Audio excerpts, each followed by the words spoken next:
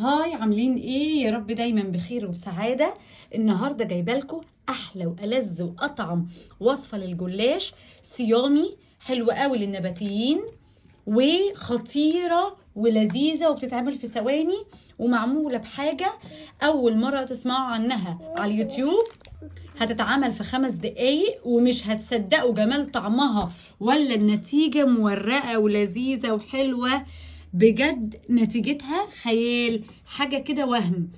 أول ما هتعملوها هتدمنوها، مش هتبطلوها. وصفة كده منجزة تتعمل يعني في أقل من 10 دقايق. يلا بينا بقى نبدأ الوصفة وتشوفوا جمالها. أول حاجة معايا هنا هجيب بصلتين، هتقطعيهم يعني قطع او افرميهم في الكبه براحتك، وهحط عليهم شويه زيت او سمنه حسب ما تحبي. بس لو هتحطي سمنه حطي لها برده شويه زيت علشان تخلي السمنه كده لينه شويه معاكي. حطيت الزيت زي ما انتم شايفين، حوالي معلقه زيت كبيره زي ما انتم شايفين. هسيب البصلايه كده تتحمر شويه، وهحاول ان انا اديها كده لون زي لون الكراميل كده، يعني اخليها كده تصفر. هحط بقى معلقه سكر. معلقه السكر دي بقى بكرملها مع البصلايه، بتديلي طعم ولون خطير للبصله. شايفين اللون اللذيذ اللي وصلنا له؟ هو ده لون الكرمله اللي انا عايزه اوصل له بتاع البصل، ده اللي بيدي طعم خطير للحشوه بتاعتنا. حطيت بقى شويه ميه صغيرين، يعني حوالي ربع كوبايه، علشان اوقف بقى الكرمله. كفايه كده، شايفين الصوص وجماله؟ شايفين كده؟ انا وقفت الكرمله خلاص. هبدا بقى احط باقي المكونات. هنا بقى كان عندي حوالي 3 خرشوفات، الرسمه في الخرشوفه يعني، وبشرتها كويس جدا زي ما انتم شايفين، وبحطها بقى مع الوصفه بتاعتي. هحط كده شويه كمون،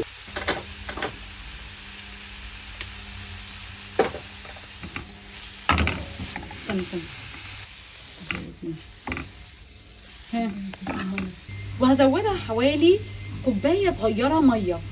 ليه بقى؟ علشان انا عايزه الحشوه بتاعتي تستوي كويس، وهخلي النار عليها متوسطه.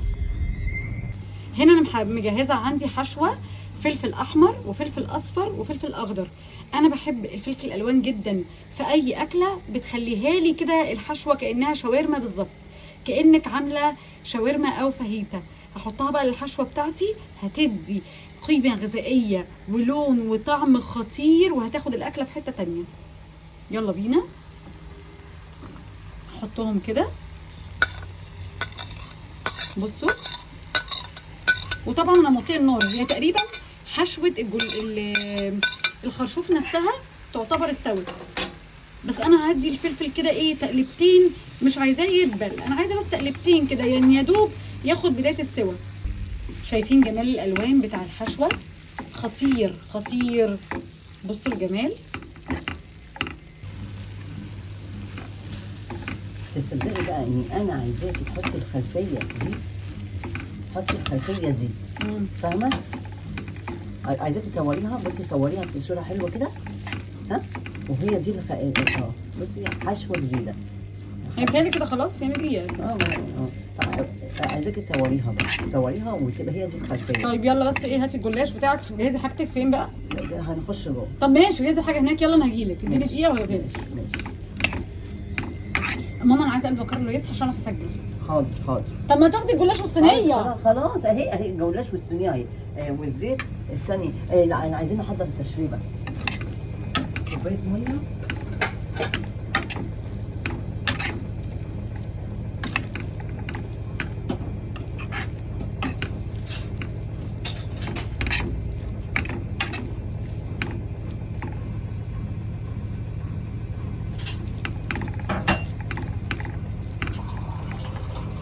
كده تقريبا الحشوه بتاعتي ظبطت وجهزت خالص. يلا بينا بقى هنجهز مع بعض الجلاش، وعشان نعمل الحشوه بتاعتنا جهزت صينيه معايا، صينيه كده دهنتها من تحت علشان الجلاش بتاعي ما يلزقش. هعمل ايه بقى؟ هحط طبقتين جلاش، وبعد كده هدهنه بالزيت.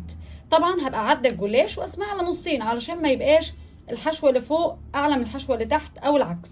فانا بعد عدد ورق الجلاش كويس جدا وبقسمه كده. انا هحط اول حاجه اول ورقتين، ورقه وورقه كمان، وبعد كده هحط نقطه زيت زي ما انتم شايفين، ورقتين وادهن دهنه زيت، ورقتين وادهن زيت زي ما قلت لكم. وقاسمين طبعا احنا عدد ورق الجلاش، يعني يا ريت يكون بشكل متساوي، 10 مثلا فوق و10 تحت. هنحط دلوقتي زي ما قلت لكم، اول ما هوصل للنص هصور لكم.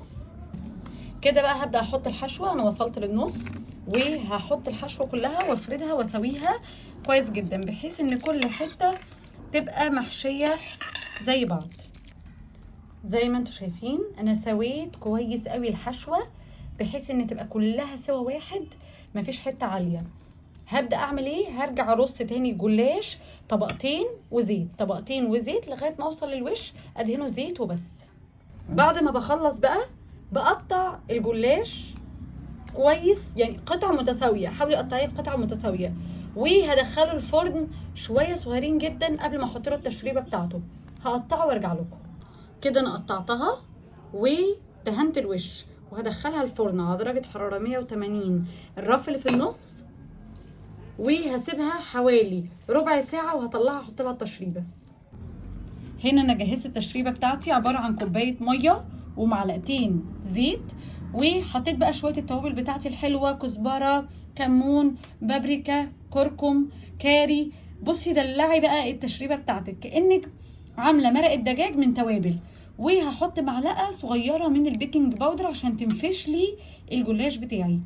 انا دخلته الفرن زي ما قلت لكم، هسيبه كده حوالي 10 دقايق او ربع ساعه وهطلعه احط له بقى التشريبه وارجعه تاني الفرن. بصوا كده انا يعني حوالي 10 دقايق بالظبط ويمكن اقل، وطلعتها على طول لان انا كان الفرن متسخن، فانا كنت عايزاها توصل للون ده، مش عايزه اكتر من كده. وهبدا بقى احط التشريبه اللي انا مجهزاها معاكم، هنحطها كويس جدا على الجلاش. نسقي بقى كل جزء في الجلاش كويس جدا،